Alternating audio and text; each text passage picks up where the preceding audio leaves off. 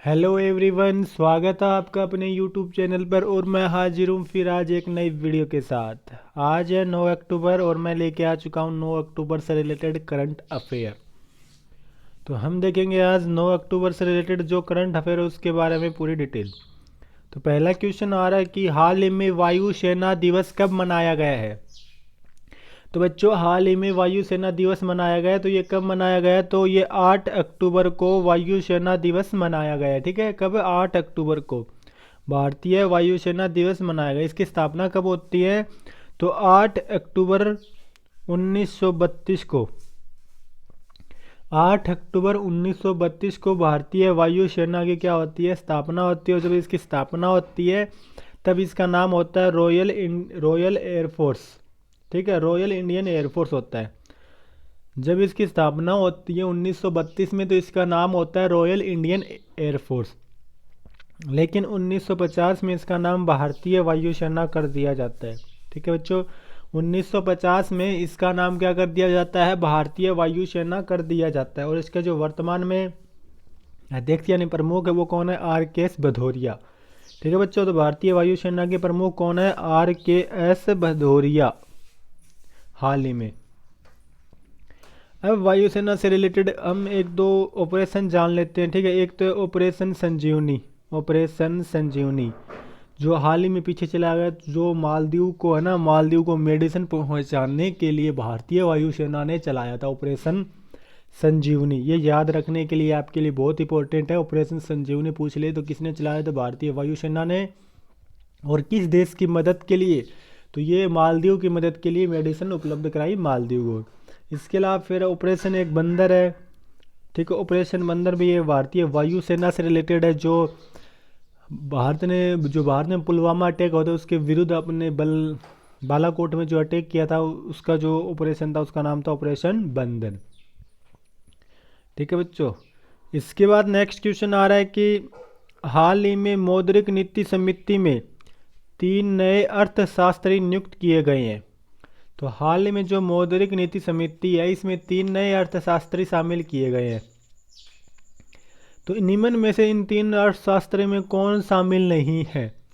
तो इन तीनों में मतलब ये 4 है, इनमें 3 अर्थशास्त्री और एक नहीं है। तो इनमें कौन नहीं है?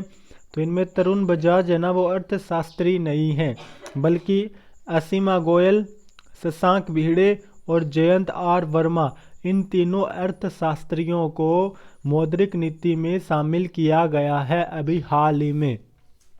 ठीक है बच्चों, तो असीमा गोयल, शशांक भिड़े और जयंत वर्मा, इन तीनों को शामिल किया गया है मौद्रिक नीति में 3 नए अर्थशास्त्री के रूप में।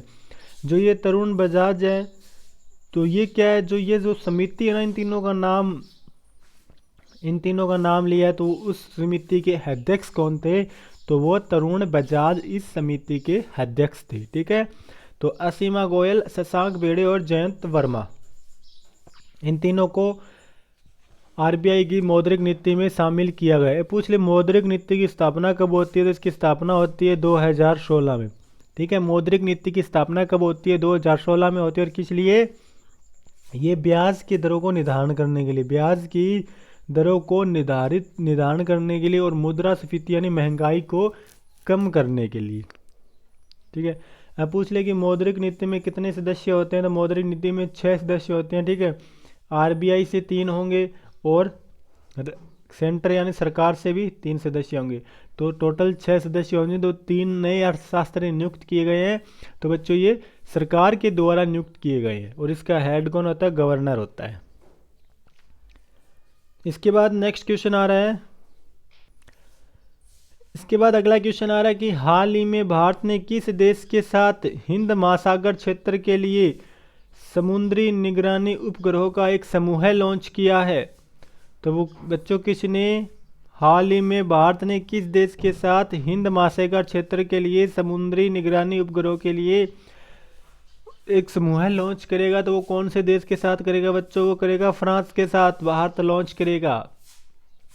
ठीक है, किसके साथ? फ्रांस के साथ लॉन्च करेगा। जो समुद्री क्षेत्र है उसमें जो अपने जहाज है उनको सुरक्षित रखने के लिए उन पे एक सैटेलाइट यानी उपग्रहों का समूह लॉन्च करेगा। ठीक है, और वो ऐसा करने वाला दुनिया की पहली प्रणाली होगी, दुनिया की पहली प्रणाली होगी। और ये कौन करेगा? भारत और फ्रांस करेगा। और जो इसका जो मेन सेंटर होगा वो इंडिया में होगा। ठीक है, मेन जो सेंटर है वो कहाँ पे होगा? इंडिया में होगा। अब पूछ ली कि फ्रांस की राजधानी क्या है, तो फ्रांस की राजधानी क्या है? पेरिस है। और इसकी जो करेंसी वो क्या है? यूरो है। ठीक है, और भारत और फ्रांस के बीच में युद्धाभ्यास हुए, एक तो शक्ति हुआ है। ठीक है, शक्ति एक्सरसाइज हुई है, शक्ति एक्सरसाइज जो भारतीय थल सेना और फ्रांस की सेना के बीच, और वरुण भारतीय नौसेना और फ्रांस की नौसेना के बीच, और एक है गरुड़ जो भारतीय वायुसेना और फ्रांस की वायुसेना के बीच हुई है। इसके बाद नेक्स्ट क्वेश्चन आ रहा है कि हाल धौला सिंध जल विद्युत परियोजना का निर्माण किस राज्य में किया जा रहा है? तो धौला सिंध जल विद्युत परियोजना निर्माण किस राज्य में किया जा रहा है? तो बच्चों ये हिमाचल में किया जा रहा है। कहाँ पे किया जा रहा है? हिमाचल प्रदेश में किया जा रहा है, हिमाचल। यहाँ का सीएम कौन है? जयराम ठाकुर। और यहाँ का गवर्नर कौन है? बंडारू दत्तात्रेय। ठीक है, बंडारू दत्तात्रेय। इसके अलावा पूछ ले, जो ये धौला सिंध जल विद्युत परियोजना है ये कहाँ पे है? ये कहाँ पे बनाई जाएगी? ये व्यास नदी के तट पे बनाई जाएगी, व्यास नदी के तट पे बनाई जाएगी। और इस पर 687 करोड़ रुपए की लागत आएगी। ठीक है, 687 करोड़ रुपए की लागत आएगी इसके ऊपर। ठीक है बच्चों, और ये क्या है कि 66 मेगावाट की बनाई जाएगी, 66 मेगावाट की बनाई जाएगी। और इसके अलावा हिमाचल के बारे में क्या है? NEP यानी न्यू एजुकेशन पॉलिसी लागू करने वाला पहला राज्य है। न्यू एजुकेशन पॉलिसी लागू करने वाला पहला राज्य कौन सा है बच्चों?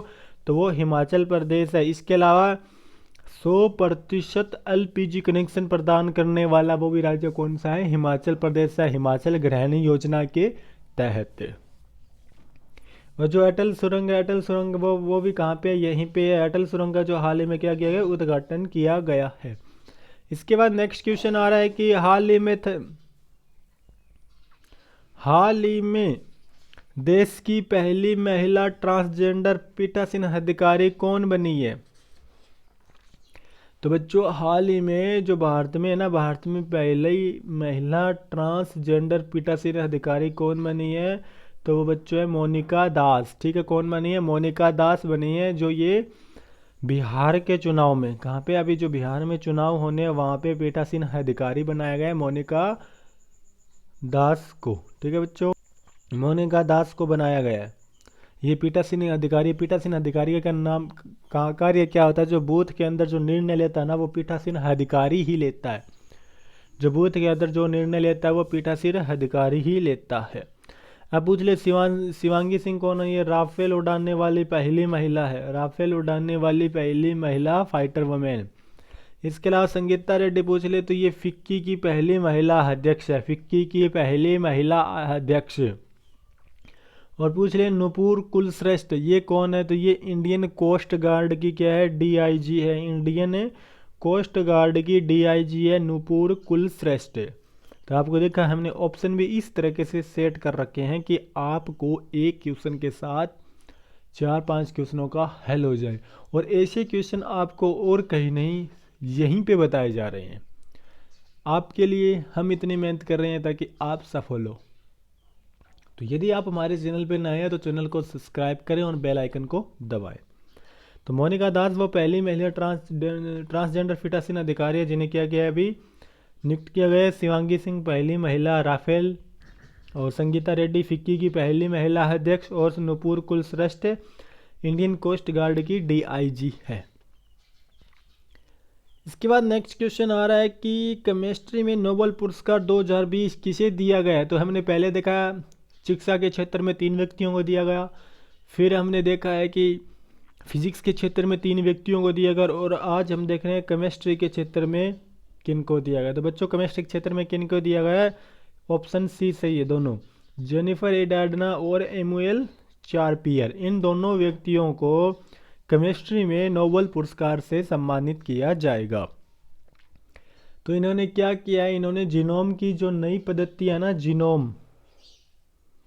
जीनोम की नई पद्धतियों की खोज करी है इन्होंने। ठीक है, इन्होंने जीनोम की नई पद्धतियों की खोज करी है, इसलिए इनको केमिस्ट्री में नोबेल पुरस्कार दिया जाएगा। ये किसके नोबेल पुरस्कार किसके नाम, अल्फ्रेड नोबेल के नाम पे दिया जाता है, जिन्होंने डायनामाइट की खोज की। और ये कब शुरुआत होते हैं, 1901 में होते हैं। ठीक है, 1901 में होते हैं। कुल 6 कैटेगरियों में दिया जाता है और छठी कैटेगरी इकोनॉमिक्स 1962 में देना शुरू किया गया था। तो और ये ठीक है बच्चों। इसके बाद नेक्स्ट क्वेश्चन आ रहा है कि हाल ही में किस राज्य सरकार ने प्रगतिशील किसान सम्मान योजना की शुरुआत की है। प्रगतिशील किसान सम्मान योजना की शुरुआत की है। तो बच्चों किस राज्य ने प्रगतिशील किसान योजना सम्मान की शुरुआत की है, तो बच्चों ये की है हरियाणा ने। ठीक है बच्चों, हरियाणा ने प्रगतिशील किसान सम्मान योजना की शुरुआत की है। यहाँ का सीएम कौन है, मनोहर लाल खट्टर, और यहाँ के गवर्नर कौन है, सत्यदेव नारायण आर्य। जो ये प्रगतिशील किसान सम्मान योजना, इसकी शुरुआत किस लिए, नई कृषि पद्धति में जो नई कृषि पद्धति है ना, उसमें कृषि को बढ़ावा देना और किसानों की आय को दुगना करना। ठीक है, कृषि जो नई कृषि पद्धति में किसानों की कृषि को बढ़ावा देना और किसानों की आय को दुगना करना, इसका यही उद्देश्य है। इसके अलावा हरियाणा में अभी हाल में क्या है, डबल कंटेनर ट्रेन का जो सुरंग उसका उद्घाटन किया गया है। इसके अलावा खेलो इंडिया यूथ गेम का जो 4था संस्करण है वो हरियाणा में ही होना है। मेरा पानी मेरी विरासत योजना भी हरियाणा की है और किसान मित्र यहीं पे हरियाणा में लॉन्च किए गए हैं। इसके बाद नेक्स्ट क्वेश्चन आ रहा है कि कौन सा देश 12वां ब्रिक्स शिखर सम्मेलन का अध्यक्षता करेगा। तो वह कौन सा देश है जो 12वां ब्रिक्स शिखर सम्मेलन की अध्यक्षता करेगा, तो बच्चों वो करेगा रूस। ठीक है, कौन करेगा, रूस करेगा। वो 12वें शिखर सम्मेलन की अध्यक्षता रूस करेगा। ठीक है, हाल ही में रूस करेगा। और रूस की जो राजधानी वो क्या, मैक्सिको, और यहाँ की जो करेंसी वो क्या, रूबल। ठीक है, भारत और रूस के बीच में अभी इंदिरा अभ्यास हुआ था। ठीक है, और विश्व का पहला तैरता हुआ परमाणु रिएक्टर भी कहाँ पे है, रूस में। रूस ने ही तैयार किया है। अब ये ब्रिक्स, BRICS, ब्रिक्स, तो ब्रिक्स में इससे पूछ ले कि पिछला कहाँ पे हुआ था, तो पिछला ब्राज़ील में हुआ था। और अभी अगला क्या होगा, रूस में होगा ये। और इससे आगे इंडिया में, यानी 13वां शिखर सम्मेलन। जो इसका ये जो क्रम है उसी के अनुसार क्या होते हैं, उसी के अनुसार शिखर सम्मेलन होते हैं। यानी अभी जो पीछे हुआ वो ब्राज़ील में हुआ है, अब ये 12वां रूस में होगा, फिर 13 इंडिया में, फिर चाइना में, और फिर साउथ अफ्रीका में। और साउथ अफ्रीका 2010 में इसका सदस्य बनता है। ठीक है, 2010 में इसका साउथ अफ्रीका सदस्य बनता है। इसके बाद अगला क्वेश्चन आ रहा है कि भारत का सबसे बड़ा एयरपोर्ट कहाँ बनेगा। तो भारत का सबसे बड़ा एयरपोर्ट कहाँ बनेगा, तो बच्चों ये नोएडा में बनेगा। कहाँ पे बनेगा, नोएडा में बनेगा। और इसका नाम क्या होगा, जेवर इंटरनेशनल एयरपोर्ट। जेवर इंटरनेशनल एयरपोर्ट इसका नाम होगा। और इस पे जो लागत होगी वो होगी 29,500 करोड़ रुपए की इसके ऊपर लागत आएगी। और पूरी तरह क्या होगा, ये डिजिटल होगा और एशिया का सबसे बड़ा होगा। तो ठीक है, तो भारत का सबसे बड़ा एयरपोर्ट कहाँ बनेगा, तो बच्चों ये कहाँ बनेगा, नोएडा में। और कहाँ पे, जेवर इंटरनेशनल एयरपोर्ट, ये कहाँ पे, यूपी में। यूपी के सीएम कौन है, योगी आदित्यनाथ, और गवर्नर आनंदीबेन पटेल। ठीक है बच्चों। इसके बाद अगला क्वेश्चन आ रहा है कि हाल ही में स्टॉकहोम समझौता सुर्खियों में रहा है, तो यह किससे संबंधित है। तो बच्चों ये किससे संबंधित है, ये दीर्घ स्थायी कार्बनिक प्रदूषणों को रोकने से। ठीक है, तो दीर्घ स्थायी कार्बनिक प्रदूषणों को रोकने से स्टॉकहोम समझौता क्या है, हाल ही में सुर्खियों में है। ठीक है, और ये इसकी शुरुआत कब होती है, इसकी स्थापना होती है 2001 में, और ये कार्य करना 2004 में स्टार्ट करता है। इसकी शुरुआत तो होती है जो 2001 में, और ये कार्य करना स्टार्ट करता है 2006 में, और भारत इसका सदस्य बनता है 2006 में। स्थापना इसकी 2001 में होती है, कार्य ये 2004 में करना स्टार्ट करता है, और भारत इसका सदस्य 2006 में बनता है। ठीक है, और ये इसका उद्देश्य क्या है, प्रदूषणों को जो लंबे समय तक पर्यावरण उनको खत्म करना, उनको रोकना। यानी जो दीर्घ स्थायी कार्बनिक है उनको रोकने के लिए क्या है कि ये स्टॉकहोम समझौता हुआ है। और एक स्टॉकहोम सम्मेलन होता है, वो क्या होता है, स्टॉकहोम सम्मेलन उस वो क्या होता है, वो 1972 में हुआ था, ठीक है। वो जो 5 जून को पर्यावरण दिवस मनाने की घोषणा की गई, और पहला पर्यावरण दिवस 1974 में मनाया गया, और जिसको होस्ट अमेरिका ने किया था। और आज के लिए बस इतना ही। कैसे लगी आपको हमारी वीडियो, कृपया हमें कमेंट करके बताएं, और वीडियो को ज़्यादा से ज़्यादा शेयर करिए, लाइक करिए। यदि आप हमारे चैनल पर नए हो तो चैनल को सब्सक्राइब करिए और बेल आइकन को दबाएं, ताकि आपको आने वाले हर वीडियो का नोटिफिकेशन मिल सके। जय हिंद, जय भारत।